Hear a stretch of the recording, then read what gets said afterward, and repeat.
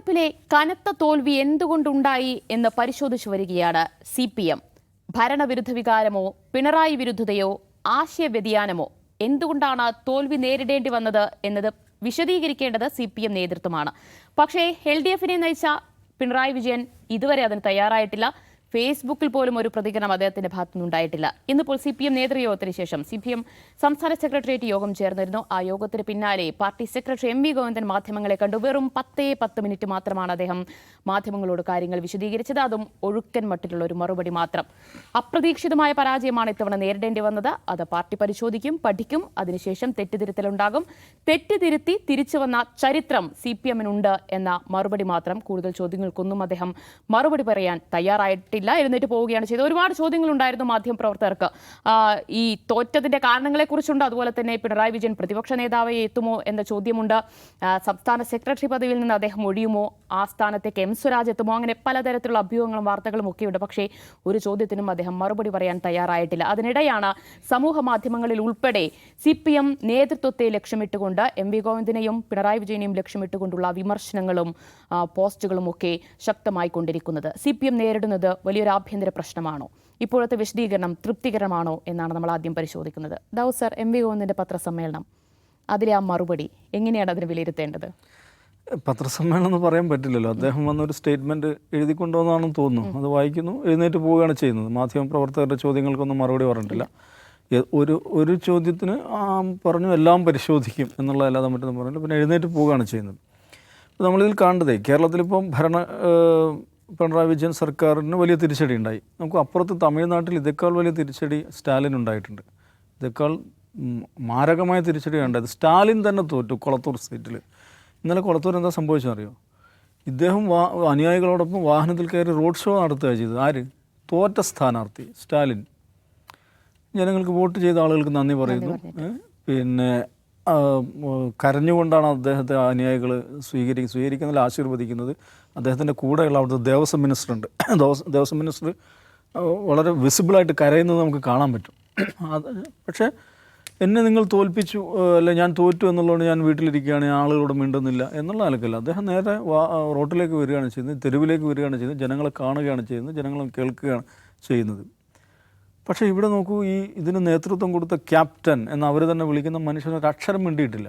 അദ്ദേഹത്തിൻ്റെ റെസ്പോൺസ് വന്നിട്ടില്ല. റെസ്പോൺസ് നമുക്ക് തൃക്കാക്കര ഉപതെരഞ്ഞെടുപ്പിൻ്റെ റെസ്പോൺസ് ഇതുവരെ വന്നിട്ടില്ല കേട്ടോ. ഈ ദിവസം വരെ വന്നിട്ടില്ല.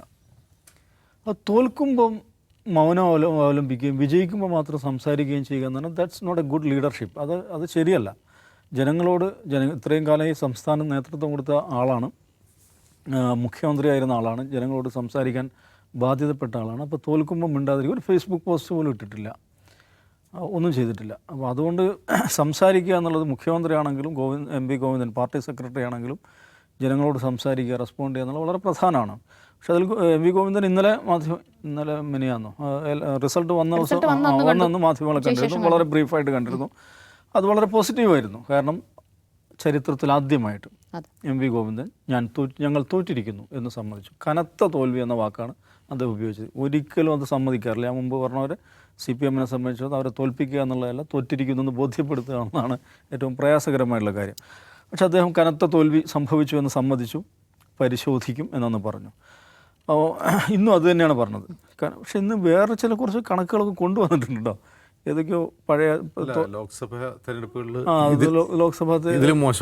ലോക്സഭാ തെരഞ്ഞെടുപ്പുകളിൽ അന്ന് കിട്ടിയ വോട്ടിംഗ് പെർസെൻറ്റേജ്, ഈ പെർസെൻറ്റേജ് കണക്ക് വെച്ചുള്ള കളി തന്നെ അടിസ്ഥാനപരമായ ചില പ്രശ്നങ്ങളുണ്ട്. ആ പെർസെൻറ്റേജൊക്കെ എടുത്തുകൊണ്ട് വന്നിട്ട് അതേമാതിരിയുള്ള ഇതേക്കാൾ വലിയ തോൽവികൾ ഉണ്ടായിട്ടുണ്ട് എന്ന് പറഞ്ഞാൽ അതങ്ങോട്ട് വിട്ട് കളിക്കാൻ പറ്റുന്നില്ല. അതായത് ഈ അടിത്തറ ഭദ്രം, പിന്നെ കോട്ട ഇളകിയില്ല, പിന്നെ ഈ പെർസെൻറ്റേജ് ശതമാനക്കണക്ക്, ഇത് വെച്ചിട്ടുള്ള ഒരു കളിയാണ് സ്ഥിരം കളിക്കാറ് എല്ലാ തിരഞ്ഞെടുപ്പ് തോൽവികൾക്ക് ശേഷവും. പക്ഷേ ഇന്നും അങ്ങനെ വല്ലാതെ കളിച്ചാൽ ഒരു കണക്കവിടെ ഞങ്ങളടുത്ത് ഇങ്ങനെ കണക്ക് ഉണ്ട് കേട്ടോ എന്നൊരു സന്ദേശം കൊടുക്കാൻ വേണ്ടിയിരിക്കും. ആ കണക്ക് അവിടെ വെച്ചിട്ടുണ്ട്. ഇനി അതല്ല, പാർട്ടി ഇൻസൈഡേഴ്സിനോട് അദ്ദേഹം സംസാരിക്കുകയാണോ എന്നും വേണം നമുക്ക് സംശയിക്കാം. വല്ലാതെ എൻ്റെ മേക്കിട്ട് കയറേണ്ട, ഇതിലും വലിയ പരാജയം ഞാൻ സെക്രട്ടറി അല്ലാത്ത കാലത്തും ഉണ്ടായിട്ടുണ്ട് എന്നൊരു സന്ദേശം കൊടുക്കാൻ വേണ്ടിയിട്ടാണോ ഈ കണക്ക് കൊണ്ടുവന്നതെന്ന് വേണമെങ്കിൽ സംശയിക്കാം. പക്ഷെ എന്നാലും ഞാൻ അതിനെ പോസിറ്റീവായിട്ടാണ് കാണുന്നത്. തോറ്റിരിക്കുന്നു സെക്രട്ടേറിയറ്റിന് ശേഷം, അഥവാ സെക്രട്ടേറിയറ്റ് കൂടിയിട്ട് തോറ്റിട്ടില്ല എന്നങ്ങാണ്ട് തീരുമാനിച്ചിരുന്നെങ്കിൽ നമ്മൾ കൂടിയും പോകുമായിരുന്നു. പക്ഷേ സെക്രട്ടേറിയറ്റ് ചേർന്നതിന് ശേഷം തോറ്റിട്ടുണ്ട് എന്ന് തന്നെയാണ് പാർട്ടി സെക്രട്ടറി പറഞ്ഞിരിക്കുന്നത്. അതുകൊണ്ട് തോറ്റിരിക്കുന്ന യാഥാർത്ഥ്യം അവിടെയുണ്ട്. ഇനി എന്താണ് ചെയ്യാൻ പോകുന്നത് അത് അദ്ദേഹം പറഞ്ഞു. വളരെ ഹൈറാർക്കിക്കലായിട്ടുള്ള കമ്മിറ്റികളുടെ സ്റ്റേറ്റ് കമ്മിറ്റി ചേരും, എന്നിട്ട് എല്ലാ ജില്ലാ കമ്മിറ്റികളിലും ചേരും. ജില്ലാ കമ്മിറ്റികൾ 2 ദിവസം ഉണ്ടാവും. അതിൽ സ്റ്റേറ്റ് കമ്മിറ്റി അംഗങ്ങൾ പങ്കെടുക്കും. പിന്നെ അത് കഴിഞ്ഞിട്ട് ഏരിയ കമ്മിറ്റികളുണ്ട്, അത് കഴിഞ്ഞിട്ട് ലോക്കൽ കമ്മിറ്റികളുണ്ട്, ബ്രാഞ്ച് ഉണ്ട്. അതിലെല്ലാം അവരുടെ മേലെയുള്ള കമ്മിറ്റികളിലെ ആളുകൾ പങ്കെടുക്കും. അവിടെ വിശദമായ ചർച്ച നടക്കും. അതിൽ അദ്ദേഹം ഒരു വാചകം പറഞ്ഞിട്ടുണ്ട്, അതാണ് എന്നെ അത്ഭുതപ്പെടുന്ന ഒരു വാചകം. നിർഭയമായും എല്ലാ സഖാക്കളെയും കേൾക്കും, എല്ലാ സഖാക്കൾക്കും നിർഭയമായും സ്വതന്ത്രമായും അഭിപ്രായം പറയാൻ അവസരമുണ്ടായിരിക്കും. അതെന്തിനാ പറയുന്നത് എന്ന് പറഞ്ഞാൽ അതിൻ്റെ അർത്ഥം എന്താണ്? അപ്പോൾ ഈ പാർട്ടിക്കകത്ത് നിർഭയമായും സ്വതന്ത്രമായും അഭിപ്രായം പറയാൻ അവസരം ഉണ്ടായിരുന്നില്ലേ? അല്ലേ? അങ്ങനെ ഇന്നിപ്പം ഇദ്ദേഹം മുൻ MP ആയിരുന്ന നമ്മുടെ സെബാസ്റ്റ്യൻ പോൾ ഒരു ലേഖനം എഴുതിയിട്ടുണ്ട്. അതിൽ അദ്ദേഹം പഴയ വളരെ വിശ്രുതമായിട്ടുള്ള സോവിയറ്റ് കഥ ഉദ്ധരിക്കുന്നുണ്ട്. സ്റ്റാലിൻ്റെ മരണശേഷം, സ്റ്റാലിൻ്റെ കാലശേഷം പാർട്ടിയുടെ കമ്മിറ്റി ചേരുകയാണ്. അപ്പം ക്രുഷ്ചേവ് പിന്നെ സ്റ്റാലിൻ്റെ കാലത്തുള്ള ദുഷ്ചെയ്തികളെക്കുറിച്ച് സംസാരിച്ചു, മോശം കാര്യങ്ങളെക്കുറിച്ച് സംസാരിച്ചു. അപ്പോൾ സദസ്സിൽ നിന്ന് ആരോ എഴുന്നേറ്റ് നിന്ന് ഇതെന്താ നിങ്ങൾ അന്ന് പറയാതിരുന്നെന്ന് ചോദിച്ചു. സ്റ്റാലിൻ ജീവിച്ചിരിക്കുമ്പോൾ പറയണ്ടേ ഇതൊക്കെ? അന്ന് എന്തുകൊണ്ട് പറഞ്ഞില്ല എന്നൊരാൾ എഴുന്നേറ്റ് ചോദിക്കുന്നു. ക്രൂഷ്ചേവ് ഉടനെ എഴുന്നേറ്റ് ആരാത് ചോദിച്ചതെന്ന് ചോദിച്ചു. ചോദിച്ച ആൾ എഴുന്നേറ്റ് നിൽക്കുന്നുണ്ട്. ആരും എഴുന്നേറ്റ് നിൽക്കണില്ല. സദസ്സിങ്ങനെ നിശബ്ദമായിരുന്നു. അപ്പോൾ ക്രൂഷ്ചേവ് പറഞ്ഞു, ഇതുകൊണ്ട് തന്നെയാണ് ഞാനും അന്ന് ചോദിക്കാതിരുന്നത്, അന്ന് പറയാതിരുന്നത്. ഇന്ന് ഇത് ഞാൻ പറയാല്ലേ, എഗൻ പാർട്ടിയുടെ LDFൻ്റെ MP ആയിരുന്ന, CPMൻ്റെ സ്വതന്ത്ര MP ആയിരുന്ന സെബാസ്റ്റ്യൻ പോളാണ് ഇത് എഴുതിയിരിക്കുന്നത്. എല്ലാവർക്കും അറിയാവുന്ന കഥയാണ്. എനിവേ, അപ്പോൾ അങ്ങനെ ഒരു സാഹചര്യം പാർട്ടിക്കകത്ത് ഉണ്ടായിരുന്നു എന്നുള്ളതാണ് ചോദ്യം. നിർഭയമായും സ്വതന്ത്രമായും അഭിപ്രായം പറയാൻ സാധിക്കും എന്ന് സവിശേഷമായി പാർട്ടി സംസ്ഥാന സെക്രട്ടറി പത്രസമ്മേളനം വിളിച്ച് പറയുന്നു എന്നുള്ളത് അതൊരു അതിശയകരമായിട്ടുള്ള കാര്യമായിട്ടാണ് എനിക്ക് തോന്നുന്നത്. അപ്പോൾ ഇതുവരെ അങ്ങനെ ഇല്ലായിരുന്നോ എന്ന് സഖാവേ എന്നൊരാൾക്ക് സ്വാഭാവികമായിട്ട് ചോദിച്ചു പോകും. എനിവേ, ആ ഒരു തെറ്റുതിരുത്തൽ പ്രക്രിയയിലേക്ക് പാർട്ടി കടക്കുകയാണെന്ന് അദ്ദേഹം പറഞ്ഞ് നമുക്ക് വളരെ പോസിറ്റീവായിട്ട് എടുക്കാം. പാർട്ടിക്ക് അദ്ദേഹം ഇന്ന് സംസാരിച്ചത് പ്രധാനമായും പാർട്ടി സഖാക്കളെ, പാർട്ടി കേഡർമാരെ അവരെങ്ങനെ വെയിലത്ത് നിർത്താൻ പാടില്ല. അവരോട് എന്തെങ്കിലും പറയണ്ടേ, നമ്മൾ എന്തെങ്കിലും ചെയ്യുമെന്ന് പറയണ്ടേ. പക്ഷെ ഇതിലൊരു പ്രശ്നം എന്ന് വെച്ചിട്ടുണ്ടെങ്കിൽ ഇതിൽ ആവർത്തനത്തിൻ്റെ പ്രശ്നമുണ്ട്. കഴിഞ്ഞ ലോക്സഭാ തെരഞ്ഞെടുപ്പിൽ തെറ്റിദ്ധരിച്ചതിന് ശേഷം ഈ തെറ്റുതിരുത്തൽ നടത്തിയതാണ്. പക്ഷേ നമുക്കറിയാം ലോക്സഭാ തെരഞ്ഞെടുപ്പ് എങ്ങനെയാണ് നേരിട്ടത്. പറഞ്ഞ ജമാഅത്തെ ഇസ്ലാമി എല്ലാ ദിവസവും പല്ല് തേപ്പ് കഴിഞ്ഞാൽ ജമാഅത്തെ ഇസ്ലാമി എന്ന് പറഞ്ഞുകൊണ്ടിരിക്കും. തോറ്റു, തുന്നം പാറി. പിന്നെ വരുന്നു പാലക്കാട് ഉപതെരഞ്ഞെടുപ്പ്, അവിടെയും ഇത് തന്നെ ജമാഅത്തെ ഇസ്ലാമി, അതിലും തോറ്റു തുന്നം പാടി. ഇത് വീണ്ടും വരുന്നു. പിന്നെ അത് മനസ്സിലാക്കണം, ഇവിടെ ലോക്സഭാ തിരഞ്ഞെടുപ്പിൽ കാഫിർ സ്ക്രീൻഷോട്ടാണ് ഉപയോഗിച്ചത്. പാലക്കാട് ഇതേ കളി കളിച്ചു. പിന്നെ നിലമ്പൂരെത്തി പെഹൽഗാമാണ് അടിച്ചത്. പെഹൽഗാമിനെ പിന്തുണച്ചവരുടെ പിന്തുണയിൽ മത്സരിക്കുന്ന ആളാണ് ആര്യാടൻ ഷൗക്കത്ത് എന്നാണ് ഈ സ്വരാജിന് വേണ്ടി അവിടെ ക്യാമ്പയിൻ നടത്തിയത്. പിന്നെ ഇപ്പോൾ അന്നും തോറ്റു, അപ്പവും തെറ്റുതിരുത്തുമെന്ന് പറഞ്ഞു. വീണ്ടും പുതിയ തിരഞ്ഞെടുപ്പ് വന്നു. അപ്പോൾ ഈ തിരഞ്ഞെടുപ്പ് നമ്മൾ കാണുന്നതാണ്, കൗമിലെ കുട്ടിയാണ് കാണുന്നത്. അപ്പോൾ ഈ തെറ്റുതിരുത്തെന്ന് പറഞ്ഞതിന് ശേഷവും ഈ പരിപാടി മുടക്കമില്ലാതെ തുടർന്നുകൊണ്ടിരിക്കുന്നുണ്ട്. ഇപ്പോൾ കൗണ്ടിങ്ങിൻ്റെ ദിവസം റിസൾട്ട് വന്ന ദിവസം പാർട്ടി സെക്രട്ടറി വന്നിട്ട് കനത്ത പരാജയമാണ്, ഞങ്ങൾ പരിശോധിക്കുമെന്ന് പറഞ്ഞു. പക്ഷേ പിറ്റേ ദിവസം വിജയരാഘവൻ രംഗത്ത് വരുന്നുണ്ട്. ഇതിൻ്റെ പ്രശ്നം ഇതാണ്, തെറ്റുതിരുത്തി കഴിഞ്ഞാൽ വൈകുന്നേരം വിജയരാഘവൻ ഇവിടെ കരിപ്പൂർ ഫ്ലൈറ്റ് ഇറങ്ങും, നേരെ മലപ്പുറം കുന്നുമ്മലിൽ പോയിട്ട് പത്രസമ്മേളനം നടത്തും. ഈ തിരുത്തിയ തെറ്റുകളെല്ലാം കണ്ട് ഒലിച്ചു പോകും. ഇതാണ് സംഭവിച്ചുകൊണ്ടിരിക്കുന്നത്. ഇങ്ങനെ വന്നിട്ട് പ്രഖ്യാപിച്ചു കഴിഞ്ഞിട്ടുണ്ട്, രാഗി മിനുക്കിയ വർഗീയതയുടെ വിജയമാണ് കേരളത്തിൽ ഉണ്ടായിട്ടുള്ളതെന്നാണ്. അപ്പം എന്ത് തെറ്റാണ് ഇവർ തിരുത്താൻ പോകുന്നത്? തെറ്റുതിരുത്തെന്ന് പറയുമ്പോൾ എന്ത് തെറ്റാണ് തിരുത്താൻ പോകുന്നത്? അപ്പോൾ ഇത്രയും തെറ്റുകളൊക്കെ എവിടെ എന്നുള്ള ചോദ്യമുണ്ട്. കാത്തിരുന്ന് കാണാം. എനിവേ, ഒരു പാർട്ടി ഞങ്ങൾ പരാജയപ്പെട്ടിരിക്കുന്നു എന്ന് സമ്മതിക്കുകയും തെറ്റുതിരുത്തും എന്ന് തുറന്നു പറയുകയും ചെയ്യുന്നു എന്നുള്ളത് ഒരു സ്റ്റെപ്പ് എഹെഡാണ്, സ്റ്റെപ്പ് ഫോർവേഡാണ്. ഇനി നമുക്ക് കാത്തിരുന്ന് കാണാം. യെസ്, അപ്പോൾ ഒരു തെറ്റുതിരുത്തൽ പാർട്ടിക്കുള്ളിൽ നടക്കുന്നേ ഇല്ല എന്നല്ലേ മനസ്സിലാക്കേണ്ടത് ജെൻസ്? അത് അങ്ങനെ അല്ലാതായിട്ട് കുറേ കാലങ്ങളായി. ഇപ്പോൾ സംഭവിച്ചൊരു മാറ്റമൊന്നും അത് പിണറായി വിജയൻ മുഖ്യമന്ത്രി ആയതിനു ശേഷം ഉണ്ടായ മാറ്റമല്ല. കുറേ കാലമായിട്ട് ഈ തെറ്റുതിരുത്തലൊന്നും നടക്കുന്നില്ല. അതിന് CPM-നെ മാത്രം പൂർണ്ണമായിട്ട് കുറ്റം പറയാൻ പറ്റില്ല അങ്ങനെ സംഭവിക്കുന്നത്. ഒന്ന്, കേരളം മാറിക്കഴിഞ്ഞു. കേരളം ഒരു മധ്യവർഗ ഭൂരിപക്ഷ സംസ്ഥാനമാണ്. മധ്യവർഗത്തിനാണ് അവിടെ പ്രാമുഖ്യം. അപ്പോൾ ഈ പാർട്ടി എന്താണ്? പാർട്ടി അധ്വാനവർഗത്തോടൊപ്പം നിൽക്കുന്നത്. എത്ര പേർ അധ്വാനവർഗം എന്ന് പറയാവുന്ന എത്ര പേരുണ്ട് കേരളത്തിൽ പാർട്ടിയുടെ അണികളായിട്ട് പോലും എന്നുള്ളൊരു ചോദ്യമുണ്ട്. അപ്പോൾ ഞാൻ ഒരു ഉദാഹരണം പറഞ്ഞു കഴിഞ്ഞാൽ, ചുമട്ട് തൊഴിലാളികൾ എന്ന് പറഞ്ഞാൽ പാർട്ടിയുടെ ഒരു ബാക്ക് ബോണാണ്. അവർ ട്രേഡ് യൂണിയൻ്റെ ഭാഗത്താണെങ്കിലും അധ്വാനവർഗമാണ് അവർ. ദിവ്യക്കറിയോ, ഒരു ചുമട്ട് തൊഴിലാളി ഒരു ജോലി പിടിക്കുന്നു, എന്നിട്ട് വന്ന് ഇതര സംസ്ഥാന തൊഴിലാളികൾ കൊണ്ട് ആ ജോലി ചെയ്യിക്കുന്നു, കൂലി വാങ്ങുന്നു, ഇതര സംസ്ഥാന തൊഴിലാളികൾ കൊടുക്കുന്നു. ഇങ്ങനൊരു സംഭവം കേരളത്തിലുണ്ട്. കേരളത്തിൽ നടക്കുന്ന കാര്യമാണ്. അതായത് അധ്വാനവർഗം എന്നതിൽ നിന്ന് ഈ കമ്മീസർമാർ എന്നൊരു പോസ്റ്റിലേക്ക് പാർട്ടി അണികൾ മാറിക്കഴിഞ്ഞു. അത് പാർട്ടിയുടെ എല്ലാ റാങ്ക് ആൻഡ് ഫയൽസിലും അങ്ങനെയുള്ള ആളുകളാണുള്ളത്. അതൊരു യാഥാർത്ഥ്യമാണ്. അതായത് ഇതൊരു മധ്യവർഗ പാർട്ടിയായി മാറി. അപ്പോൾ ഇനി കഴിഞ്ഞ 10 വർഷത്തിനിടയിൽ പാർട്ടിക്കുണ്ടായ മാറ്റം എന്ന് പറഞ്ഞാൽ ഈ മധ്യവർഗത്തിൻ്റെ ആസ്പിറേഷൻസാണ് യഥാർത്ഥത്തിൽ പാർട്ടി പിണറായി വിജയൻ അധികാരത്തിലെത്തിയതിന് ശേഷം സംസാരിക്കുന്നതും പെരുമാറുന്നതും പാർട്ടി നയങ്ങളും പരിപാടികളും എല്ലാം അത് തന്നെയാണ്. മധ്യവർഗത്തിന് ആവശ്യമാണെന്ത്? National highway. അത് ഞാൻ നടപ്പാക്കുന്നു. അത് പാർട്ടിയുടെ ഒരു പ്രധാന വിഴിഞ്ഞം പോർട്ട് കൊണ്ടുവരുന്നു, മെഗാ പ്രൊജക്റ്റുകൾ കൊണ്ടുവരുന്നു. ഇതെല്ലാം മധ്യവർഗത്തിൻ്റെ ആസ്പിറേഷൻസാണ്. ഗെയിൽ പൈപ്പ് ലൈൻ ഞാൻ നടപ്പാക്കുന്നു. അപ്പോൾ എന്താണോ UDF അതിനു മുമ്പ് പറഞ്ഞുകൊണ്ടിരുന്നത്, കോൺഗ്രസ് പറഞ്ഞുകൊണ്ടിരുന്നത്, ഉമ്മൻചാണ്ടി പറഞ്ഞുകൊണ്ടിരുന്നത്, അതേ നയപരിപാടികളാണ് പിണറായി വിജയൻ പറയുന്നത്. ഞാൻ വലിയ പ്രൊജക്റ്റുകൾ കൊണ്ടുവരും. അതേസമയം അതിന് തൊട്ട് മുമ്പുള്ള VS സർക്കാർ നമ്മൾ പരിശോധിക്കുക. അതിൻ്റെ പ്രധാനപ്പെട്ട ഊന്നൽ എന്ന് പറയുന്നത് വെൽഫെയർ സ്കീംസിലും വില പിടിച്ചു നിർത്തുന്നതിലും പൊതുമേഖലാ സ്ഥാപനങ്ങൾ സംരക്ഷിക്കുന്നതിലും സിവിൽ സപ്ലൈസിനെ നിലനിർത്തുന്നതിലൊക്കെയായിരുന്നു. അതായിരുന്നു അവരുടെ പ്രധാനപ്പെട്ട ഊന്നൽ. അഴിമതി വിരുദ്ധത, ഇതൊക്കെയായിരുന്നു അവരുടെ ഊന്നൽ. ഇത് നേരെ തിരിഞ്ഞിട്ട് ഈ മധ്യവർഗത്തിലേക്ക് ഊന്നി. അത് മോശമാണെന്നല്ല ഞാൻ പറയുന്നത്. ബഹുഭൂരിഭാഗം വരുന്ന ജനങ്ങളുടെ ആസ്പിറേഷൻസിനെയാണ് സർക്കാർ പ്രതികരിക്കേണ്ടത്. അത് കുഴപ്പമൊന്നുമില്ല. പക്ഷേ പ്രശ്നം പാർട്ടിയിൽ വന്ന ഘടനാപരമായൊരു മാറ്റമാണ്. ആ ഘടനാപരമായ മാറ്റം എന്ന് പറഞ്ഞാൽ, ഇപ്പോൾ പിണറായി വിജയൻ മുഖ്യമന്ത്രി ആവുന്നതിന് മുമ്പും ഈ ഒരു പ്രവണത പാർട്ടിക്കകത്തുണ്ട്. ഒരു കരുത്തനായ ലീഡർ, ആ ലീഡർക്ക് കീഴടങ്ങുന്ന അണികൾ എന്നുള്ളത് അത് പാർട്ടിയുടെ തന്നെ ഒരു ജൈവികമായ ചോദനയാണ് അവർ. കാരണം മുമ്പ് സ്റ്റാലിൻ്റെ കഥ പറഞ്ഞല്ലോ, സ്റ്റാലിനോടുള്ള ഭയം, ഭക്തി, ബഹുമാനം, അതുകൊണ്ട് ഈ കമ്മ്യൂണിസ്റ്റ് പാർട്ടികളുടെ ഒരു ജൈവികമായ പ്രശ്നം തന്നെയാണ്. അപ്പോൾ ഇവിടെ കരുത്തനായ പാർട്ടി സെക്രട്ടറി എന്ന പിണറായി വിജയൻ മുഖ്യമന്ത്രിയാവുന്നു. ഞാൻ അന്ന് ഈ പിണറായി വിജയൻ അധികാരമേൽക്കുന്നു ആദ്യത്തെ സത്യപ്രതിജ്ഞ അന്ന് ഞാൻ ഫേസ്ബുക്കിൽ 2 ലൈൻ എഴുതി വെച്ചിരുന്നു. അത് പറഞ്ഞത്, സാമൂഹിക മാധ്യമ കാലത്തെ ഒരു കമ്മ്യൂണിസ്റ്റ് മുഖ്യമന്ത്രി എങ്ങനെയുണ്ടാകും എന്ന് ഞാൻ ആകാംക്ഷയോടെ നോക്കുന്നു എന്നാണ് ഞാൻ പറഞ്ഞത്. ഞാൻ അത് പറയാനുള്ളൊരു കാരണം, പാർട്ടിക്കകത്ത് ഈ ദിവ്യ സൂചിപ്പിച്ച തെറ്റിദ്ധരുത്തലിൻ്റെതായ ഒരു മെക്കാനിസം ഉണ്ട്. പാർട്ടിയിൽ എത്ര ഉന്നതനായാലും അയാളെ ചോദ്യം ചെയ്യുന്നൊരു ശൈലി CPM-ൽ എപ്പോഴും ഉണ്ടായിട്ടുണ്ട്. പിണറായി വിജയൻ മുഖ്യമന്ത്രി ആയതിനു ശേഷം ഉണ്ടായ മാറ്റം എന്ന് പറഞ്ഞാൽ ആ മെക്കാനിസം പാടെ അങ്ങ് നിന്നുപോയി. ആ മെക്കാനിസം നിന്നു എന്ന് മാത്രമല്ല, ഇപ്പോൾ പാർട്ടിയിൽ ബുദ്ധിയുള്ള ആളുകൾ, ബുദ്ധിജീവികളൊക്കെ ഉണ്ട്. അവരെന്ത് ചെയ്യുന്നു?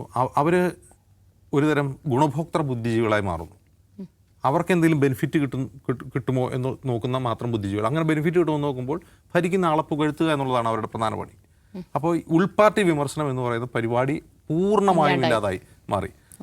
അപ്പോൾ ബുദ്ധിയുള്ള ആളുകളാണല്ലോ ഇത് ചോദ്യം ചെയ്യുക. പാർട്ടിക്കകത്ത് ബുദ്ധിയുള്ള ആളുകൾ ഇത് ചോദ്യം ചെയ്യുമ്പോൾ എന്തെങ്കിലും തെറ്റായ പ്രവണതകളെ മുൻകൂട്ടി കണ്ടുകൊണ്ട് ചോദ്യം ചെയ്യേണ്ട ആളുകൾ ഗുണഭോക്തൃ ബുദ്ധിജീവികളായി മാറിയതോടുകൂടി അവർ പുകഴ്ത്തുപാട്ടുകാരായി മാറി.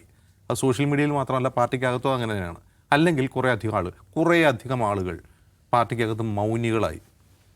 അങ്ങനെ മൗനികളായ ഒരുപാട് പേരുണ്ട്. ഇപ്പോൾ ദിവ്യ ചുമ്മാ ഓർത്ത് നോക്കുകയാണെങ്കിൽ തന്നെ ഒരു 15 വർഷം മുമ്പ് പാർട്ടിയിൽ സജീവമായിരുന്ന ബുദ്ധിയുള്ള മനുഷ്യർ മൗനികളായ ഒരുപാട് പേര് ലിസ്റ്റിൽ ഇങ്ങനെ മനോമുകുരത്തിലൂടെ, ഞാൻ പേര് പറയുന്നില്ല, എങ്ങനെ പേടിച്ചിട്ടോ, ഭയം കൊണ്ടോ അല്ലെങ്കിൽ കാര്യമില്ല എന്ന് കണ്ടിട്ട് മിണ്ടാതായി പോയിട്ടുണ്ട്.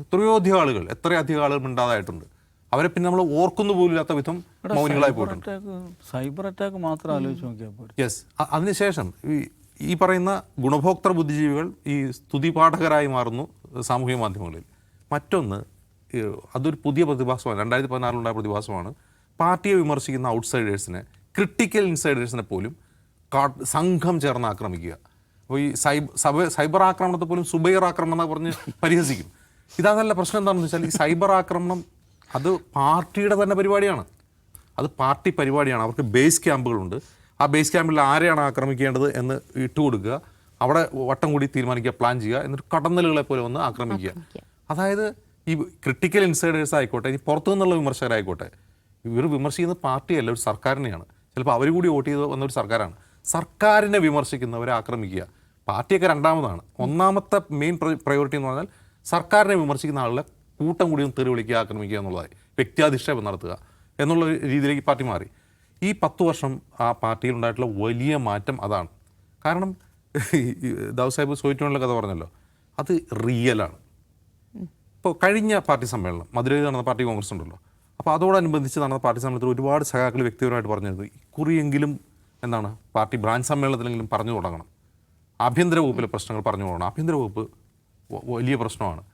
ആഭ്യന്തര വകുപ്പ് വലിയ പ്രശ്നമാണെന്ന് ഏറ്റവും തോന്നിയിട്ടുള്ളത് ഇവിടെ കേരളത്തിൽ ന്യൂനപക്ഷങ്ങൾക്ക് മാത്രമൊന്നുമല്ല, പാർട്ടി സഖാക്കൾ കൂടിയാണ്. അതിൻ്റെ കാരണം എന്താണെന്ന് വെച്ചാൽ നാട്ടിലൊരു പ്രശ്നമുണ്ടായി, പാർട്ടി ബ്രാഞ്ച് സെക്രട്ടറിയോ അല്ലെങ്കിൽ ലോക്കൽ കമ്മിറ്റി അംഗത്തെയോ ലോക്കൽ സെക്രട്ടറിയോ പോയിട്ട് ഇങ്ങനൊരു പ്രശ്നമുണ്ടെന്ന് തീർത്തു തരുമെന്ന് പറഞ്ഞാൽ അവർ നിസ്സഹായരാണ്, ഒന്നും ചെയ്യാൻ പറ്റാതെ കൈമലർത്തുകയാണ്. ഇതിവരെ ഒരു പൊതുപ്രവർത്തകൻ്റെ ഏറ്റവും പ്രധാനപ്പെട്ട റോൾ എന്താണ്?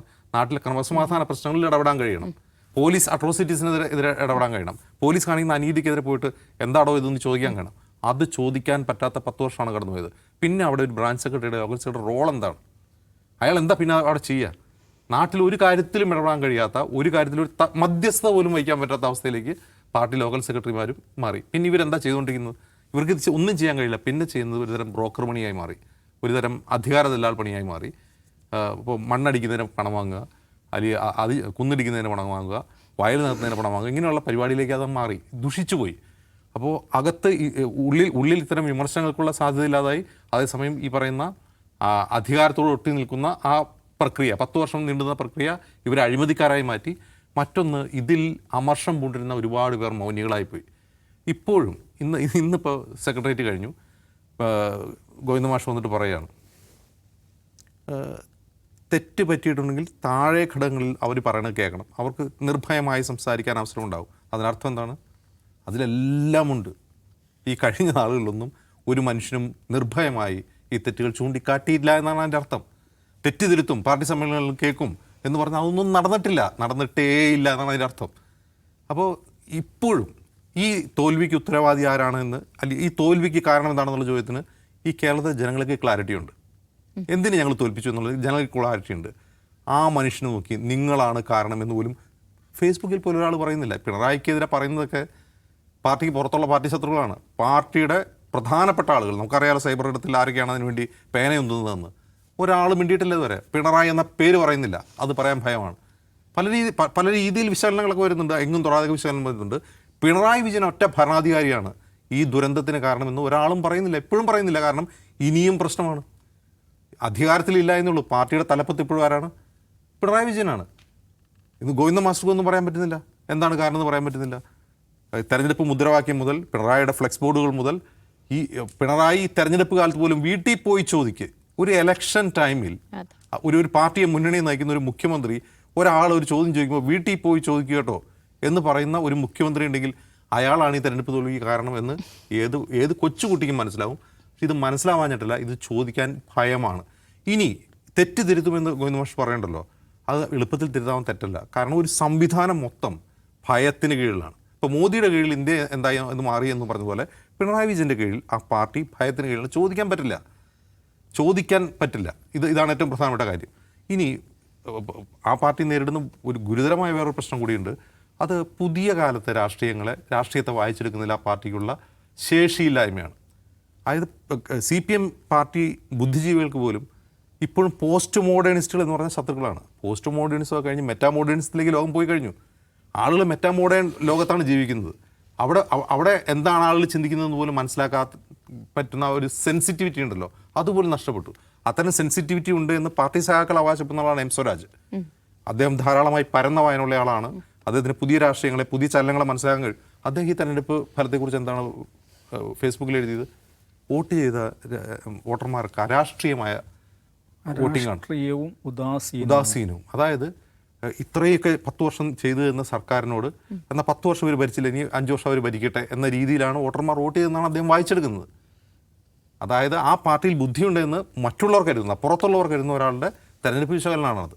അപ്പോൾ ഞാൻ പറയുന്നത് എന്താണ് ജനങ്ങൾ ചിന്തിക്കുന്നത്? ഞാൻ പറയുന്നത് പാർട്ടി ബുദ്ധിജീവികൾ ചിന്തിക്കുന്നതിനേക്കാൾ ഫാസ്റ്റ് ഫോർവേഡായിട്ടാണ് ജനങ്ങൾ ചിന്തിച്ചുകൊണ്ടിരിക്കുന്നത്. ആ പാർട്ടിയിലുള്ള ബുദ്ധിജീവികളെക്കാൾ ബുദ്ധി വോട്ടർമാർക്കുണ്ടെന്നാണ് എനിക്കത് ആ കാര്യത്തിൽ തോന്നുന്നത്, ആ പ്രതികരണങ്ങൾ വായിക്കുമ്പോൾ തോന്നുന്നത്. അതല്ലെങ്കിൽ അങ്ങനെ ഇൻസെൻസിറ്റീവ് ആയിട്ടുള്ള ഒരു തെരഞ്ഞെടുപ്പ് റിവ്യൂ ഇടാൻ കഴിയില്ല. അപ്പോൾ പ്രശ്നം എന്താണെന്നുള്ള എല്ലാവർക്കും അറിയാം. അവരടക്കി ഭരിക്കുന്ന ഭയമാണ്. മറ്റൊന്ന്, ജനങ്ങളെ മനസ്സിലാക്കുന്നതിൽ അവർക്ക് വരുന്ന പാളിച്ച എന്താണെന്ന് വെച്ചാൽ, ഇപ്പോൾ ഇന്ന് ഗോവിന്ദ മാസ്റ്ററുടെ വാർത്താ സമ്മേളനം പാർട്ടിയിലെ ഡാമേജ് കൺട്രോളാണ്. പാർട്ടിക്ക് ഒരു കാര്യം മനസ്സിലായിട്ടുണ്ട്, പാർട്ടി അടപടലം അടിത്തട്ട് തകരാൻ പോവുകയാണ്. അത് പയ്യന്നൂരും തളിപ്പറമ്പും UDF ജയിക്കുക എന്ന് പറഞ്ഞാൽ അത് പാർട്ടിക്കുള്ളിലെ പ്രശ്നമാണ്. അപ്പോൾ പാർട്ടിയെ പിടിച്ചു നിർത്തുക, അത് ഒലിച്ചു പോകാൻ നോക്കുക എന്നുള്ള ദൗത്യം മാത്രമാണ് ഇന്നത്തെ വാർത്താ സമ്മേളനത്തിൽ. ആ വാർത്താ സമ്മേളനത്തിൽ ഓരോ വാക്കും വേർഡ് ബൈ വേർഡ് പാർട്ടി അണികളോട് പറഞ്ഞു, നിങ്ങൾ പോകരുത്, ഈ പാർട്ടി നമുക്ക് സംരക്ഷിക്കണം, നമുക്ക് കേൾക്കാം, പ്രശ്നം ഉണ്ടാക്കരുതെന്നാണ് പറഞ്ഞത്. അല്ലാണ്ട് വോട്ടർമാരോടോ പൊതുസമൂഹത്തോടോ അല്ല. ഒന്ന്. രണ്ടാമത്തെ കാര്യം, ഈ പുതിയ കാലത്ത് ജനങ്ങൾ എങ്ങനെയാണ് ചിന്തിക്കുന്നത്, പുതിയ കാലത്ത് രാഷ്ട്രീയം മാറിയത് എങ്ങനെയാണ്, ഇതൊക്കെ പാർട്ടി ബുദ്ധിജീവികൾ ഒന്നേ തൊട്ട് പഠിക്കേണ്ടി വരും. അവരിപ്പോഴും എന്താണ്, പോസ്റ്റ് മോഡേണിസ്റ്റുകൾക്കെതിരായിട്ടുള്ള യുദ്ധത്തിലാണ്. പോസ്റ്റ് മോഡേണിസം ആണ് ഇപ്പം കമ്മ്യൂണിസം നേരിടുന്ന പ്രശ്നം എന്ന് ചിന്തിച്ചുകൊണ്ടിരിക്കുകയാണ്. അവിടെ നിന്ന് കടന്ന് ലോകം മുന്നോട്ട് പോയി കഴിഞ്ഞിരിക്കുന്നു, ലോകം അതിനപ്പുറം ചിന്തിച്ചിരിക്കുന്നു. അതിൻ്റെ ഏറ്റവും നല്ല ഉദാഹരണം ഞാൻ പറയാം. ഇപ്പോൾ ഈ പിണറായി വിജയൻ സർക്കാരിൻ്റെ കാലത്ത് ഏറ്റവും പ്രധാനപ്പെട്ട ക്യാമ്പയിൻ മാറ്റർ UDF, കോൺഗ്രസ് വർഗീയവാദികളുടെ കൂട്ടുപിടിക്കുന്നു, ജമാഅത്തെ ഇസ്ലാമി എന്നുള്ളതായിരുന്നു. അപ്പോൾ അതിലൂടെ അവർ ചിന്തിക്കുന്നത് EMSൻ്റെ കാലത്തെ, അതായത് 60കളിലും 70കളിലും 80കളിലും EMS പയറ്റി ഒരു തന്ത്രമാണ് അവർ പിൻപറ്റുന്നത്. ഒരു പുതിയ സ്ട്രാറ്റജി ഒന്നുമല്ല, പുതിയ രീതിയല്ല. CPM പണ്ടേ ചെയ്തിട്ടുള്ള കാര്യങ്ങളാണത്. EMS അതിൽ അഗ്രഗണ്യനായിരുന്നു. അപ്പോൾ ആ കാലത്തെ ഒരു ഇലക്ഷൻ സ്ട്രാറ്റജി എടുത്തുകൊണ്ടുവന്ന് ഈ 21ാം നൂറ്റാണ്ടിൽ 2026 അപ്ലൈ ചെയ്യാൻ നോക്കുക. വെള്ളാപ്പള്ളി നടേശനെ മുൻനിർത്തി നടത്തിയിട്ടുള്ള ഒരു വലിയ ഇലക്ഷൻ ക്യാമ്പയിൻ. ആ ക്യാമ്പയിനിൽ അങ്ങനെയാണെങ്കിൽ ഞാൻ ഒരു തെരഞ്ഞെടുപ്പ് പ്രവചനം പോലെ ഒരു വീഡിയോ ചെയ്തിരുന്നു. അതിൽ ഞാൻ പറഞ്ഞ കാര്യം 100+ UDFന് കിട്ടണമെങ്കിൽ തൃശ്ശൂർ പിടിക്കണം, അല്ലെങ്കിൽ കിട്ടില്ല എന്നുള്ളത്. ഞാൻ ആ റീസണിലേക്ക് എത്തിയതിൻ്റെ കാരണം എന്താണെന്ന് വെച്ചാൽ കൊല്ലം ജില്ലയിൽ UDF ഇത്രയും വലിയ ഇൻറോഡ്സ് ഉണ്ടാക്കുമെന്ന് ഞാൻ വിചാരിച്ചിട്ടില്ല. അതിൻ്റെ കാരണം എന്താണെന്ന് വെച്ചാൽ ഒരു വശത്ത് ഈ വെള്ളാപ്പള്ളിയുടെ വർഗീയതയ്ക്കെതിരായ മുസ്ലിം കൺസോളിഡേഷൻ ഉണ്ടാകുന്നുള്ള ഉറപ്പാണ്. അത് UDFന് അനുകൂലമായ കൺസോളിഡേഷൻ ഉണ്ടാകും. പക്ഷേ അത് റിവേഴ്സ് കൺസോളിഡേഷൻ കൊല്ലം ജില്ലയിൽ ഉണ്ടാകുമെന്നാണ് ഞാൻ വ്യക്തിപരമായിട്ട് വിചാരിച്ചത്. പക്ഷേ അങ്ങനെയല്ല സംഭവിച്ചത്. വെള്ളാപ്പള്ളിയുടെ അഭിസംബോധിതർ ഏറ്റവും കൂടുതലുള്ള വോട്ടർമാരുള്ള കൊല്ലം ജില്ലയിൽ ജനങ്ങൾ വാശിയോടെ വന്ന് പിണറായിക്കെതിരെ വോട്ട് ചെയ്തു. വെള്ളാപ്പള്ളിക്കെതിരെ വോട്ട്, കൊല്ലം ജില്ലയിൽ നടന്ന വോട്ട് വെള്ളാപ്പള്ളിക്കെതിരെ കൂടിയാണ്. അപ്പോൾ അക്രോസ് ഓൾ കമ്മ്യൂണിറ്റീസ് എല്ലാ ജനങ്ങളെയും വെറുപ്പിച്ചുകൊണ്ട് സർക്കാരിന് 5 വർഷം പൂർത്തിയാക്കാൻ കഴിയുമെങ്കിൽ അത് ഏറ്റവും മകുടോദാഹരണമാണ് ഈ കഴിഞ്ഞു പോയത്. ഇതൊക്കെ മനസ്സിലാക്കാൻ സാധാരണ പാർട്ടി പ്രവർത്തകർക്ക്, താഴെത്തട്ടിലുള്ള പാർട്ടി പ്രവർത്തകർക്ക് കഴിയും. പക്ഷേ അത് അവർക്ക് ഉറക്കെ പറയാൻ, നിർഭയമായി നിങ്ങൾക്ക് സംസാരിക്കാമെന്ന് MVO എന്നും പറയുമ്പോൾ ഇവിടെ ഒരാൾ ഖനീഭവിച്ച മുഖത്തോടെ ഇരിക്കുന്നുണ്ട് അത് കേൾക്കാൻ വേണ്ടി. ആ മുഖത്ത് നോക്കി പാർട്ടികൾക്ക് അത് പറയാൻ കഴിയുമോ എന്നുള്ളതാണ് പ്രധാനപ്പെട്ട ചോദ്യം. യെസ്, അതാണ് പാർട്ടിയെ അണികൾ തിരുത്തണം എന്നതാണ് പയ്യന്നൂരിൽ നിന്ന്, പാർട്ടിയിൽ നിന്ന് പുറത്തുപോയി മത്സരിച്ച് ജയിച്ച വി കുഞ്ഞികൃഷ്ണന്റെ പുസ്തകം. അതാണ് സംഭവിച്ചിട്ടുള്ളത്. ഇടത് കോട്ടകളിൽ ഉൾപ്പെടെ വിള്ളൽ സംഭവിച്ചിട്ടുണ്ടെങ്കിൽ അതൊരു വലിയ മുന്നറിയിപ്പാണ്, പാർട്ടിക്കുള്ള മുന്നറിയിപ്പാണ്. ഇനിയെങ്കിലും തെറ്റുതിരുത്തൽ ഉണ്ടായില്ല എങ്കിൽ ഇതിലും വലിയ പതനമായിരിക്കും CPM നേരിടേണ്ടി വരിക.